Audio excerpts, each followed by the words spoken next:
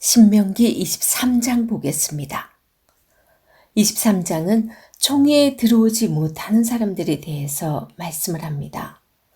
총회라는 말은요, 가알이라는 단어로 이스라엘의 제사 공동체를 의미합니다. 이스라엘의 공식 집회나 하나님께 예배드리는데 참석할 수 없는 사람이 따로 있다는 거예요. 그러면 어떤 사람들이 하나님께 예배드릴 수조차 없는 그런 사람들인지 함께 보도록 하겠습니다. 고안이 상한 자나 음경이 잘린 자는 여호와의 총회에 들어오지 못하리라. 사생자는 여호와의 총회에 들어오지 못하리니 10대에 이르기까지도 여호와의 총회에 들어오지 못하리라.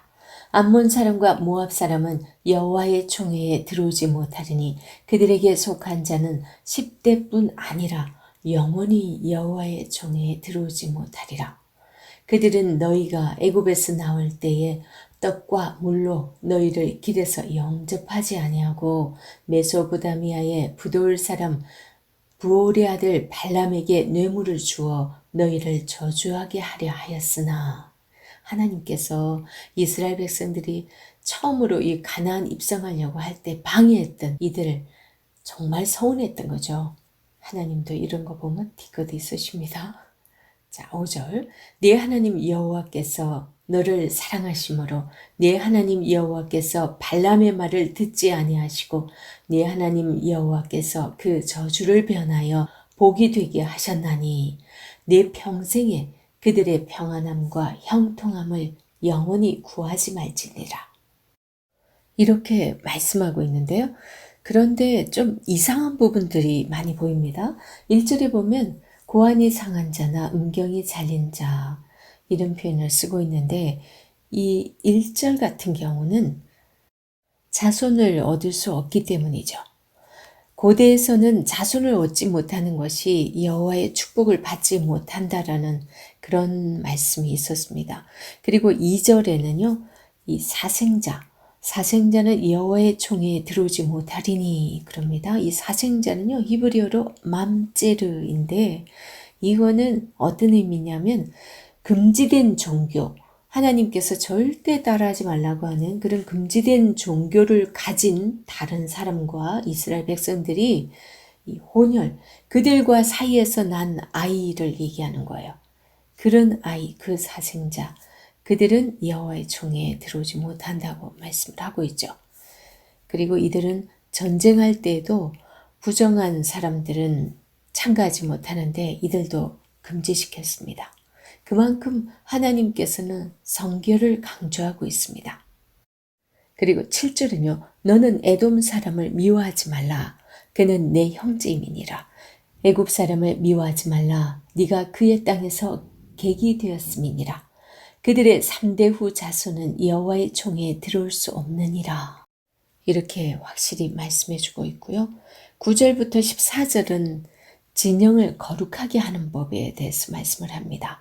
네가 적군을 치러 출진할 때에 모든 악한 일을 스스로 삼갈지니 너희 중에 누가 밤에 몽설함으로 부정하거든 진영 밖으로 나가고 진영 안에 들어오지 아니하다가 해질 때에 목욕하고 해진 후에 진에 들어올 것이요 네 진영 밖에 변수를 마련하고 그리로 나가되 네 기구에 작은 삽을 더하여 밖에 나가서 대변을 볼 때에 그것으로 땅을 팔 것이요 이런 부분들이 있는 거 성경에 있다는 거 알고 계셨어요? 흙을 파서 덮도록 이렇게 말씀을 하고 있습니다. 한번 읽어보시고요. 그 다음에 15절부터 기타 규정이 있습니다. 종이 그의 주인을 피하여 네게로 도망하거든 너는 그의 주인에게 돌려주지 말고 그러면 죽으니까 그가 네 성읍 중에서 원하는 곳을 택하는 대로 너와 함께 네 가운데 거주하게 하고 그를 압제하지 말지니라. 하나님께서는 곳곳에서 약자들을 보호하고 계십니다. 그리고 이스라엘 여자 중에 장기가 있지 못할 것이요 이스라엘 남자 중에 남창이 있지 못할지니 장기가 번 돈과 개 같은 자의 소득은 어떤 선하는 일로든지 네 하나님 여호와의 전에 가져오지 말라. 이들은 다 네 하나님 여호와께 가증한 것임이니라. 그리고 내 이웃의 포도밭에 들어갈 때는 마음대로 그 포도를 배불리 먹어도 그 그릇에 담지는 말라고. 참 하나님의 배려가 보이죠? 배고플 때는 따먹는 걸 규정으로 허락을 하고 계십니다. 그리고 내 이웃의 곡식밭에 들어갈 때는 네가 손으로 그 이삭을 따도 되느니라. 그러나 내 이웃의 곡식밭에 낫을 대지는 말지니라. 그러니까 필요한 대로 배가 고파서 왜 예수님도 제자들과 안식일에 밀 이삭 비벼 먹은 거 가지고 막 사람들이 문제 삼았잖아요. 그랬듯이 배고프면 남의 곡식이라도 이렇게 비벼서 먹고 하는 거는 할 수 있는데 곡식에 낫을 댄다라는 것은 대량으로 막 자기 욕심으로 가져가기 위해서 막 자르는 거예요. 그런 건 하지 말라고 합니다. 이 신명기에서 이렇게 참 하나님께서 하나님의 백성들이 삶 가운데서 어떻게 살아가야 할지 뭐 하나하나 크게 어려운 게 없기 때문에 23절 찬찬히 한번 읽어보시기 바랍니다. 이제 24장 보겠습니다. 24장에서는 이혼과 재혼에 대한 규정을 주고 있는데요. 사람이 아내를 맞이하여 데려온 후에 그에게 수치되는 일이 있음을 발견하고 그를 기뻐하지 아니하면 이혼 증서를 써서 그의 손에 주고 그를 자기 집에서 내보낼 것이요.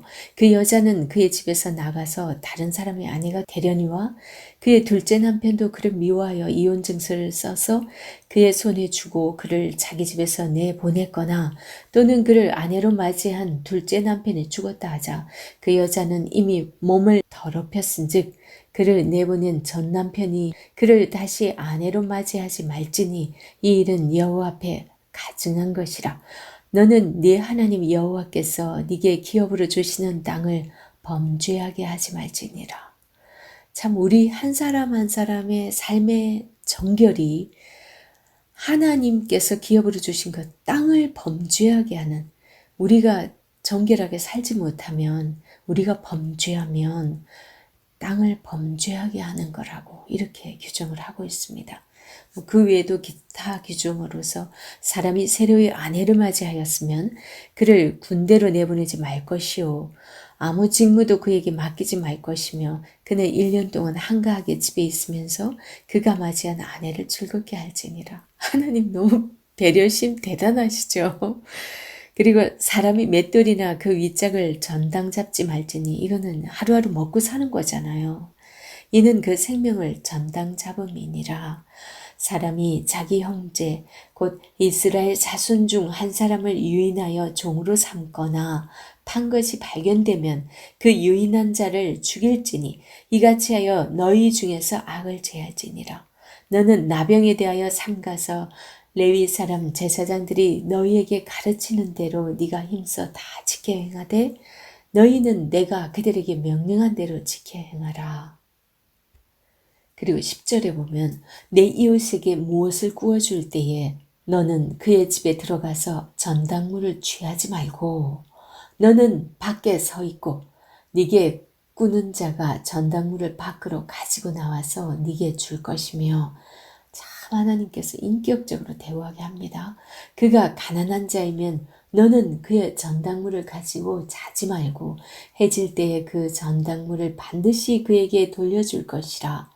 그리하면 그가 그 옷을 입고 자며 너를 위하여 축복하리니 그 일이 내 하나님 여호와 앞에서 네 공의로움이 되리라. 그리고 14절 공공하고 비난한 품꾼은 너희 형제든지 내 땅 성문 안에 우호하는 객이든지 그를 학대하지 말며 그 품삯을 당일에 주고 해진 후까지 미루지 말라. 이는 그가 가난함으로 그 품삯을 간절히 바람이라. 그가 너를 여호와께 호소하지 않게 하라. 그렇지 않으면 그것이 네게 죄가 될 것임이라. 우리 하나님의 그 참 약자들을 바라보면서 어떤 마음으로 그들을 바라보고 있는지가 그냥 보이지 않으세요? 지금 이스라엘 백성들에게 가나안 땅에 가서 살 때 이 삶의 규례들을 지금 말씀을 해주고 계시거든요. 그 중에서 특별히 성결에 대한 말씀을 하고 있는데 이 24장에서는 성결이 형제 사랑으로 드러나야 한다고 말씀을 하고 있습니다. 그리고 과부나 고아나 힘없는 사람들을 돕는 그런 실천적인 삶이 성결한 삶이라고 말씀을 하고 있습니다. 그리고 전당물을 해질 때까지 가지고 있지 말고 해질 때 그에게 돌려주라는 거 아시죠? 그가 덮고 잘 게 없는 거예요. 겉옷이 이스라엘 사람들은 가난한 사람들은 한 벌 정도밖에 없고요. 그런데 그 한 벌을 내가 뭘 빌리면서 맡겼어. 그런데 그거 갚지 못한다고 안 주면 그 사람이 추우니까 돌려주라고 합니다. 그래서 공궁하고 비난한 품꾼을 또 학대하지 말라고 그럽니다. 그리고 곡식 뺄 때 고아와 과부를 위해서 남겨두라고 합니다. 룻기가 생각나죠. 보아스가 일부러 줍는 것을 다 허용하라고 그렇게 하면서 그에게 필요한 것을 먹도록 그렇게 허락해 주죠. 그리고 긍휼과 자비의 규례들을 계속 말씀을 해주고 있습니다. 그리고 24장 특별히 16절 봅니다. 그리고 아버지는 그 자식들로 말미암아 죽임을 당하지 않을 것이요. 자식들은 그 아버지로 말미암아 죽임을 당하지 않을 것이니 각 사람은 자기 죄로 말미암아 죽임을 당할 것이니라. 혹시라도 아버지가 정말 잘못을 하고 엄청난 많은 사람에게 손해를 끼쳤다고 해서 그 자녀에게 그것을 다 물으라고 한다거나 자녀를 폭행하거나 또 대신 그를 죽이거나 이런 일 허락지 않습니다. 자녀가 잘못했든 아버지가 잘못했든 모두 그들의 각자 자기 책임으로만. 그래서 하나님께서 말씀을 하시죠. 아비가 신포도를 먹었다고 아들의 이가 쉬지 않지 않느냐. 바로 그 의미는 아버지의 죄가 대물림되지 않는다 라는 그런 의미를 또 담고 있습니다. 아버지든 아들이든 각각의 한 사람의 인격체로 대하고 있는 것을 볼 수 있죠. 너희들도 종으로 부림을 받았잖아. 그랬던 거 기억하라고 하는 것은 교만하지 말라는 거죠.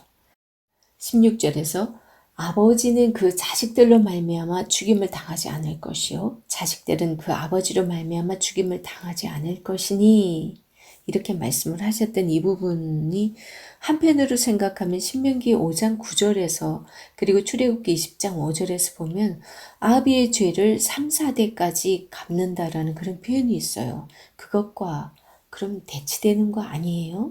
이런 생각 충분히 할 수 있어요.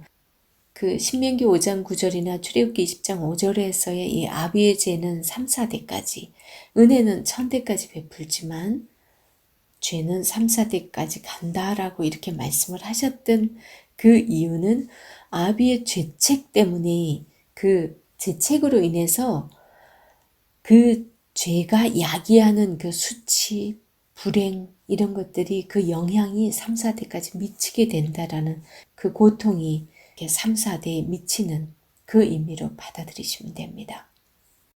그리고 24장에서는 두 번이나 하나님께서 18절에서 그 다음 22절에서 너는 애굽에서 종되었던 일과 네 하나님 여호와께서 너를 거기서 속량하신 것을 기억하라.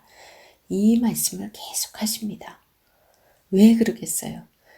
너희들 지금 내가 종으로 살고 있다가 지금 끌어내가지고 이렇게 가나안 땅에 들어가게 할 건데 거기서 마치 주인 노릇하면서 교만해지고 그리고 이방 사람들 압제하고 그렇게 하면 안 된다.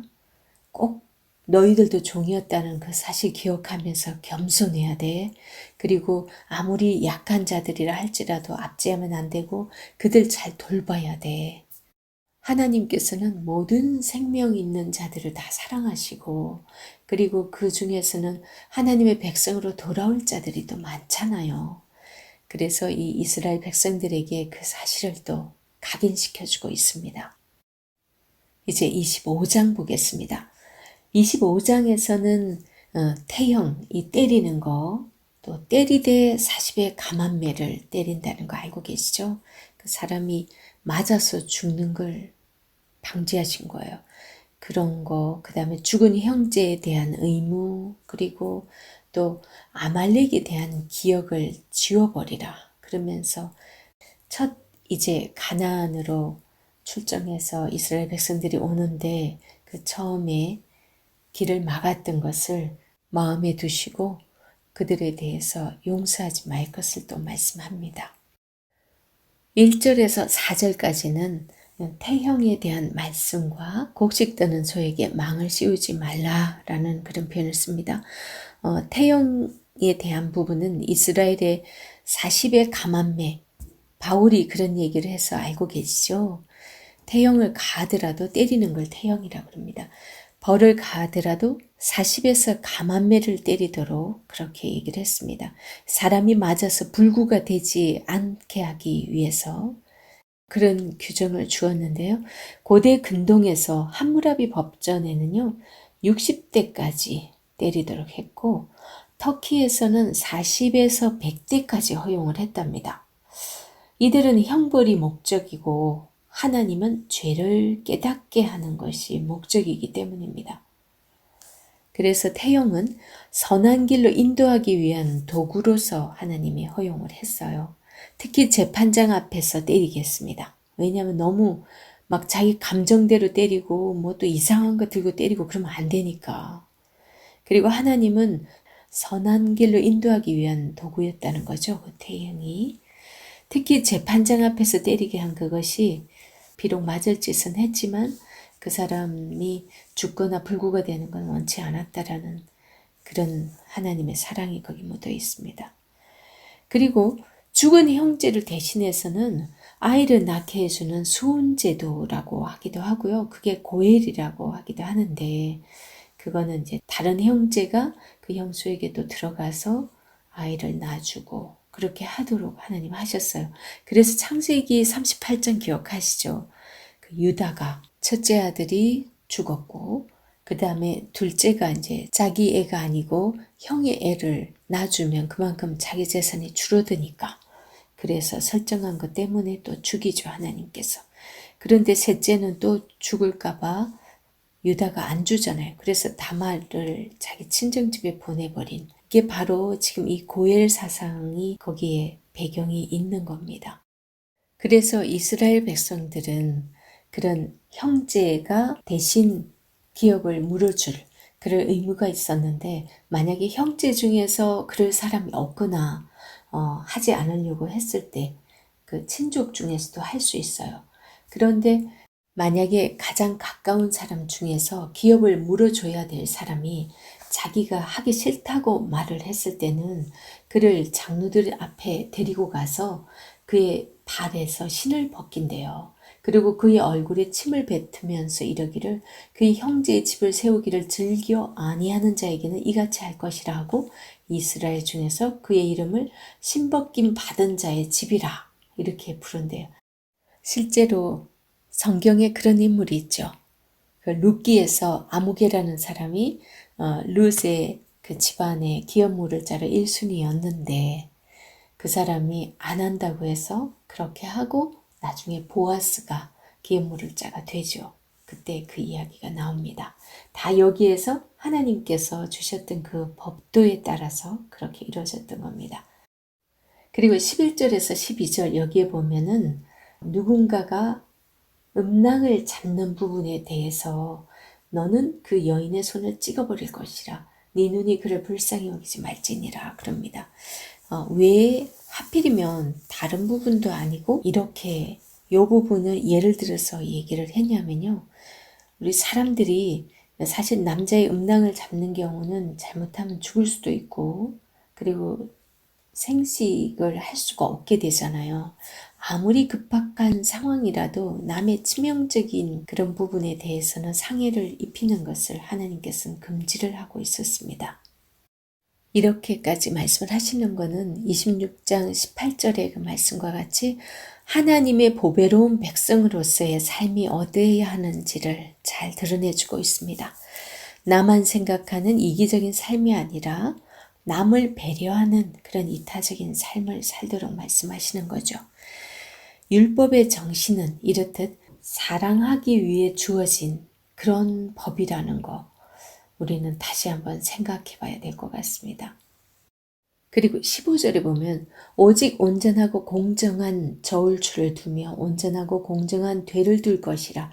그리하면 네 하나님 여호와께서 네게 주시는 땅에서 네 날이 길리라. 이런 말씀을 하셨어요. 굳이 이 공정한 저울추에 대해서 하나님께서 또 말씀을 하시는 데는 나름의 이유가 있습니다. 광물이나 곡물이나 과일을 중심으로 국제 무역에 뛰어났던 그 이스라엘에게 정직이 상업의 최선이라는 그 교훈을 이제 주고 있습니다. 열왕기상 5장이나 역대상 22장을 보았을 때 이 이스라엘이 이런 국제 무역의 중심으로서 아주 그런 중심의 역할을 하고 있었어요.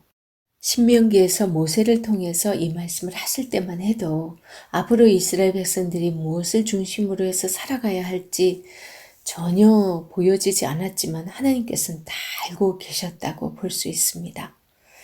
그리고 이제 17절부터 아말렉에 대한 기억을 지워버리라 그러면서 말씀을 하시는데 17절 19절 읽어봅니다. 너희는 애굽에서 나오는 길에 아말렉이 네게 행한 일을 기억하라. 곧 그들이 너를 길에서 만나 네가 피곤할 때에 네 뒤에 떨어진 약한 자들을 쳤고 하나님을 두려워하지 아니하였느니라. 그러므로 네 하나님 여호와께서 네게 기업으로 주어 차지하게 하시는 땅에서 네 하나님 여호와께서 사방에 있는 모든 적군으로부터 네게 안식을 주실 때에 너는 천하에서 아말렉에 대한 기억을 지워버리라. 너는 잊지 말지니라. 창세기 36장 16절을 보면 에서의 후손, 에서의 그 족보에서 보면 에서의 후손이 아말렉이에요. 그 에서의 후손인 아말렉 족속은 출애굽 광야 여정에서 좀 이스라엘 백성들이 뒤처져 있는 그들, 그 정말 무방비 상태에서 약자들이잖아요. 그들을 처음으로 공격한 잔인한 민족이었다는 거예요. 그 내용이 출애굽기 17장 8절에서 16절에 잘 나와 있습니다. 한번 읽어보시고요. 그리고 광야 여정 후기에도 1장 41절에서 46절 보면 나오고 그 다음 민수기 14장 43절에서 45절에도 그 이야기가 나옵니다. 그리고 사사시대에도 이 사사기 3장 13절에도 보면 이 아말렉이 계속 이스라엘을 괴롭혔던 그런 기록이 있습니다. 이 아말렉의 멸망을 발람이 예언을 했습니다. 민수기 24장에서. 그렇게 분명히 아말렉의 멸망을 예언하긴 했지만 이 사울 왕이 사실 멸망시킬 기회가 있었어요. 그에게 있었지만 그 진멸의 기회를 놓칩니다. 사무엘상 15장 2절 기억하시죠? 이것 때문에 또 사울이 버림받게 되는 그 이유가 되기도 하고요. 그래서 불순종함으로써 또 그들은 계속 이스라엘을 괴롭히는 그런 존재가 됩니다. 사무엘상 30장 1절에서 20절에도 그 이야기가 소개되고 있습니다. 이제 26장 보겠습니다. 26장에서는 토지소산에 대한 그리고 11조 그리고 하나님의 보배로운 백성이라는 사실을 또 확실하게 말씀을 해줍니다. 전체 신명기의 말씀은 유일신 하나님을 섬기면서 유목문화에 익숙한 이스라엘이 다신교 이 농경 문화인 가나안 땅에 들어가서 정착하여 살 때 어떻게 살아야 할지 그런 걸 구체적으로 말씀을 해줍니다. 신명기 26장도 가나안의 삶의 구체적인 적용으로서 핵곡식을 추수해서 하나님께 이제 바치는 예배와 구제를 위한 11조의 규정을 말씀을 해주고 있습니다. 네 하나님 여호와께서 네게 기업으로 주어 차지하게 하실 땅에 네가 들어가서 거기에 거주할 때에 네 하나님 여호와께서 네게 주신 땅에서 그 토지의 모든 소산의 만물을 거둔 후에 그것을 가져다가 광주리에 담고 네 하나님 여호와께서 그의 이름을 두시려고 택하신 곳으로 그것을 가지고 가서 그때에 제사장에게 나아가 그에게 이르기를 내가 오늘 당신의 하나님 여호와께 아뢰나이다. 내가 여호와께서 우리에게 주시겠다고 우리 조상들에게 맹세하신 땅에 이르렀나이다 할 것이요. 그러면서 쭉 읽어보면 충분히 알 수 있는 내용이고요. 그러면서 12절 보니까 셋째 해 곧 11조를 드리는 해에 네 모든 소산의 11조 내기를 마친 후에 그것을 레위인과 분명히 레위인 얘기합니다. 하나님의 일을 맡은 자들이기 때문에 이들에게는 달리 기업이 주어지지 않아요. 이 레위인과 객과 구하와 과부에게 주어 우리가 내는 11조들이 이렇게 사용되겠죠. 네 성읍 안에서 먹고 배부르게 하라. 그리고 13절에서 15절에 여기 보면 이 11조를 드리고 또 기도를 하는 내용인데 참 우리가 헌금을 할 때도 어떻게 기도를 하고 드려야 할지 그게 나옵니다. 그리할 때에 네 하나님 여호와 앞에 아뢰기를 내가 성물을 내 집에서 내어 레위인과 객과 고아와 과부에게 주기를 주께서 내게 명령하신 명령대로 하였사오니 내가 주의 명령을 범하지도 아니하였고 잊지도 아니하였나이다. 내가 애곡하는 날에 이 성물을 먹지 아니하였고 부정한 몸으로 이를 떼어두지 아니하였고 죽은 자를 위하여 이를 쓰지 아니하였고 네 하나님 여호와의 말씀을 청종하여 주께서 네게 명령하신 대로 다 행하였사오니 원하건대 주의 거룩한 처소 하늘에서 보시고 주의 백성 이스라엘에게 복을 주시며 우리 조상들에게 맹세하여 우리에게 주신 젖과 꿀이 흐르는 땅에 복을 내리소서 할지니라. 이 분명히 이런 부탁의 말씀이 이전에 자신들이 어떠한 삶을 살은 부분들을 쭉 얘기하면서 하는 거예요. 그죠? 명령대로 하였사오니 이것이 굉장히 확 와닿더라고요. 우리가 정말 삶을 바르게 살지 못하고 하나님 앞에 헌금을 드리고 할 때 과연 이런 기도를 자신 있게 할 수 있을까? 그래서 헌금을 드리더라도 하나님의 명령대로 살았던 것을 고백하면서 복도 그래서 내려주옵소서 할 수 있는 이 기도 참 아름다운 것 같습니다. 그리고 16절부터 19절 읽어봅니다. 오늘 네 하나님 여호와께서 이 규례와 법도를 행하라고 네게 명령하시나니 그런즉 너는 마음을 다하고 뜻을 다하여 지켜 행하라.